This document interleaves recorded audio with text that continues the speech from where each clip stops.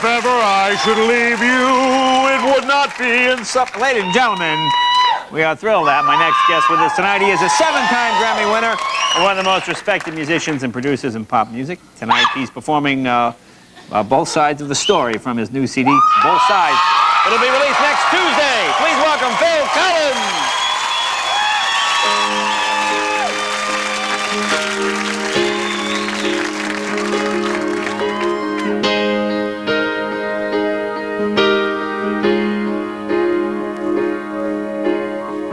Yourself in the gutter in our lonely part of town, where death waits in the darkness with a weapon to cut some stranger down. Sleeping with an empty bottle is a sad and an empty-hearted man. All he needs is a job and a little respect so he could get out while he can. We always need to hear both sides of the story. Oh, both sides of the story.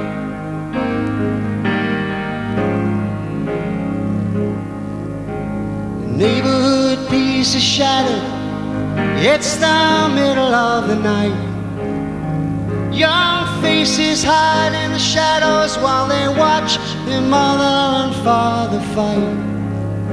He says she's been unfaithful. She says her love for him is gone. And the brother he shrugs to his sister and says, looks like it's just us from now on.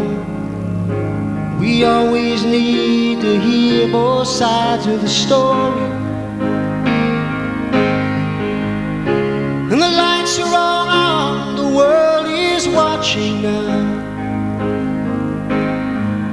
People looking for truth, we must not fail them now, be sure.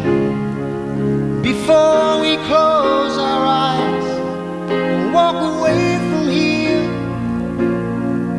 till we see both sides.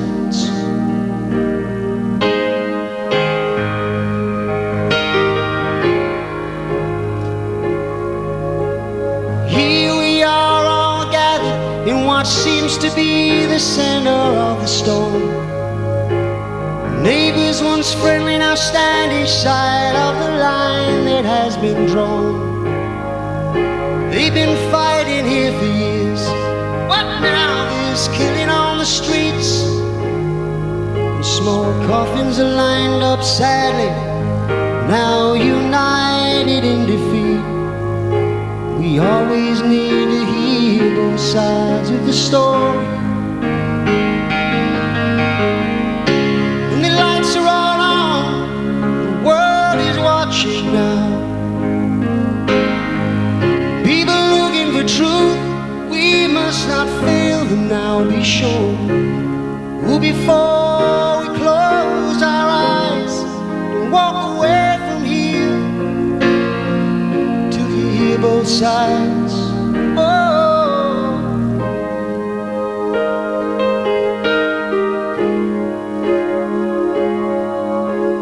White man turns the corner, finds himself within a different world. The ghetto kid grabs his shoulder, throws him up against the wall. He says, would you respect me if I didn't have this gun? You see, without it, I don't get it, and that's why I carry one. See, we always need to hear both sides of the story. We need to hear both sides of the story. Oh, both sides of the story. Both sides of the story. Both sides of the story.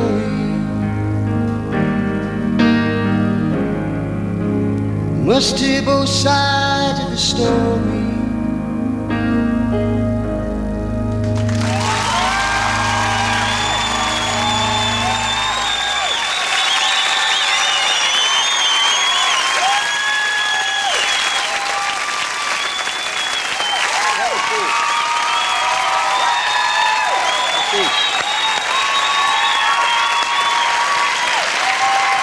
take a little break, and we'll talk when we come back. More with Phil right after this.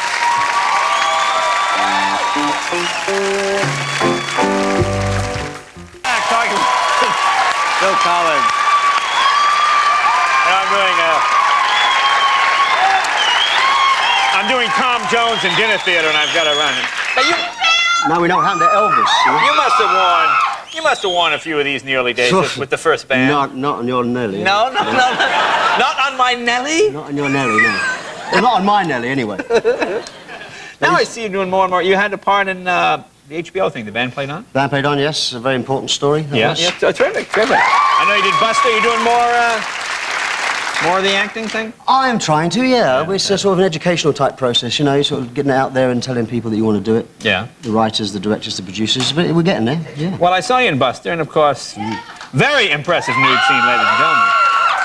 Now, how was that? How was that doing the nude scene? Was that rather odd? Did you feel? Oh, well, I wasn't really ready for it, you see. The script, when I got it, my wife read it first, actually, Jill read it, and she said, what was this? Gets out of bed obviously naked. What does this mean? So I said, you know, we had to do this scene that I actually had to get out of bed after having spent a passionate night before I get arrested with my wife in the film Julie Walters. Right. So I said, I'm not going to do this nude. I can't do this. This is my first film. You know, this looks erotic on the screen, but there's 50 people watching you, you know. And if you've got your back to the camera, back to the actress, you know, you've got your front to the rest of them, you know what I mean? Yeah. Very embarrassing. Yeah. Maybe you use one of those fisheye lenses or something. You'd have to, yeah. And it wasn't really No, but what do? If the part calls for it. The part demands realism. So what I did, I actually took a pair of swimming trunks in. You know? Swimming trunks? Swimming trunks. Oh, yeah. Most guys spend a night with a woman in swimming trunks. And they were blue, and so the photographer said, you can't wear them. I said, I'm wearing these, okay? He said, no, you can't wear them, they'll flare. You have to wear something else. So they gave me a pair of white underpants, which I tried on. And then, still flaring. Dye them in tea. So they took these white pants away, dyed them in tea. In tea? Well, because it was then flesh colour, you see? Yeah, flesh colour. And then they still started, they could still see it, so they put a pair of women's tights. Cut off women's tights with the seam going all the way around, you know? Now, I'd never worn women's tights before. Really? All this, but... And you're English. Actually, really? This with tights would look nice. This would look nice, really? Now, I would think I would rather be naked than dyed underpants and pantyhose, really. Well, when I get out of bed and she laughs, I mean, you know, she was laughing, not because in the script, but she was laughing because I looked stupid. And what were we supposed to... And you were supposed to... It was supposed to look naked? With well, yeah, because it was just kind of, you know, in the dark, it kind of was going to blend in with the flesh, you know. But in fact, there was this little black seam up my bum, you know. Oh, I see. Very romantic. So that's what you wound up doing? That's what I wound up doing, Jay. Now, would you do a real nude scene if it was an integral part of the story? Well, I would, but Jules said that she, you know, that's out. That's out. Your wife won't? No, she won't let me have it. Well, I guess if the... She won't let me have it or do those I guess if the wife is calling the shots. That's right.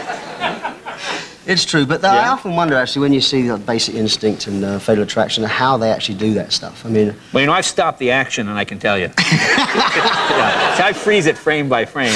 I've tried that. I think in Basic Instinct, it was just a matter of crossing your legs, really. But you know, when you get all that raw, intense passion on film, I mean, that's kind of... And they're not wearing tights, you know? Yeah. Definitely not. I know what it's like, and they're not wearing tights, believe me. Yeah. That must be very painful doing a nude scene in tights. Yes. Well, let me ask you about the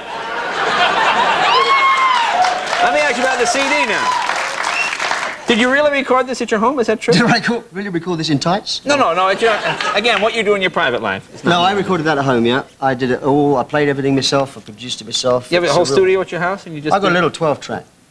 Actually, that's all it is. It's like something that I can manage myself. I don't have an engineer. Yeah. So I just, I kind of go up there and I make it up as I go along and I write the words and I really had a very enjoyable time. But see, I would have thought today with, I mean, you always hear about sort of garage bands years ago, people record things at their home in a little studio. I would think with, you know, just the way sound and CDs and everything are, you couldn't get that sort of clarity in something No, I was in your surprised. Home. I mean, I actually took the tapes into the Genesis studio because my machine started eating them. Yeah. You know, and I thought, this is weird, I've got to get these copied, you know. Yeah. So I took them in there and I listened to it, and it was really clean, and So I thought, hey, this is great. I've done 3/4 of my album already at home. Oh, that's great. All the vocals and everything. It was really good. Now, what was going on? Your lads with you. The lads. They said, ask him about the birds. Ask about the birds. I didn't know if they meant real birds or that's slang for... What was that? This is Australian, right? No. Sorry. What were they saying? Something about birds? Oh and- no, we've got a big plot of land in England, and we put a lake in. A lake? A lake, yeah. Well, we had this big field, and we didn't know what to do with it, so we thought we'll put a lake in. We'll dig a big hole, put a liner in, and we'll get all the local wildlife, you know, Right. attract all the ducks and everything. And but what happened was the geese come, and then the swans come. And the swans look very nice. Very pretty birds. Very pretty birds, but they're like little horses. You know, well, they go to the toilet everywhere. I mean, it's like they're having little... No, this is... I know it's gross, but these things look wonderful, but they actually go like a horse, you know? Really, like a horse? And we had to get rid of them. We had to get rid of them because they wouldn't let us go anywhere near the water, and it was not very sort of safe for Lily to go wandering around and all this sort of swan Oh, I see. poo. So we got the people to take them away, and then they came back exactly the next day. Oh, they just... Now they love you. You can't Homing go- swans. Oh, I see. Homing swans? Yeah. I'd never heard the term. No, I don't know if they are homing, but these came back 50 miles away, and they came back. Oh, there you go. That was interesting, wasn't it? Yeah, anyway. Well, the CD is both sides. Very nice job. Good to have you here. Thanks Thank you. again, Phil Collins.